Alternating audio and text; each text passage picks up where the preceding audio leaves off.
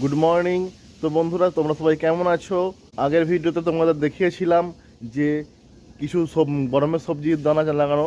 আজকে আরও কিছু গরমের সবজির দানা আনা হয়েছে। চলো কি কি দানা আনা হয়েছে সেগুলো দেখা যাক। এই দেখো, এগুলো হচ্ছে পেঁপে দানা, এটা পুঁই দানা, এটা কলমি শাক দানা, এটা চাঁপা লোটে দানা, এটা ঝিঙে দানা, আর এটা হচ্ছে কাটোয়া লোটে দানা। দু রকম লোটে দানা হয়, একটা হচ্ছে কাটোয়া লোটে আর একটা চাঁপা লোটে। এই দেখো, দু রকম লোটে দানা, আর এই দুই লোটে দানা হচ্ছে দু রকমের।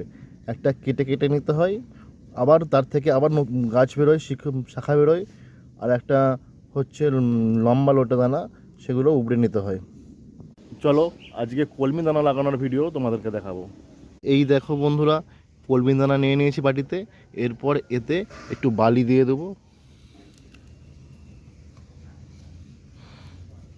কারণ এই কলমি দানাগুলো বড় হলে অনেকটা জায়গায় নিয়ে হবে, কিন্তু সব জায়গায় সমানভাবে চালাতে গেলে একটু বালি দরকার, না হলে ঠিক মতো সমান জায়গায় পড়বে না।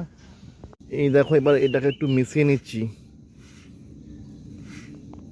এই দেখো, বালির সঙ্গে মেশানো হয়ে গেছে। এবার এটাকে ছড়িয়ে দেবো। দেখো, এখানটা আমার ওলকপি গাছ লাগানো হয়েছিল, ওলকপি সব উঠে গেছে। তো এবার এখানটা আমি ওই কলমি দানাগুলো ছড়াবো।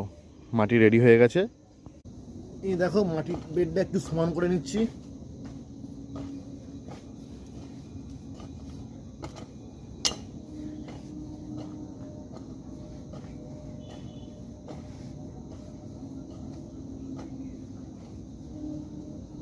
এই দেখো, এবার আমি এই কলমি শাক দানাগুলো ছড়িয়ে দিচ্ছি।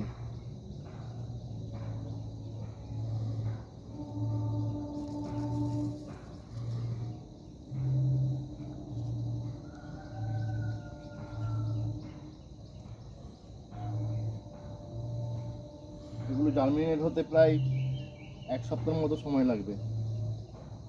কলমি শাকগুলো ছড়ানো হয়ে গেলে তারপরে আমি এগুলোতে জল দিয়ে দেবো। তো বন্ধুরা, আমার এই ভিডিও তোমাদের কেমন লাগলো অবশ্যই কমেন্ট করে জানিও। ভালো লাগলে লাইক শেয়ার অবশ্যই করো। দেখা হচ্ছে তোমাদের সঙ্গে আবার পরবর্তী ভিডিওতে।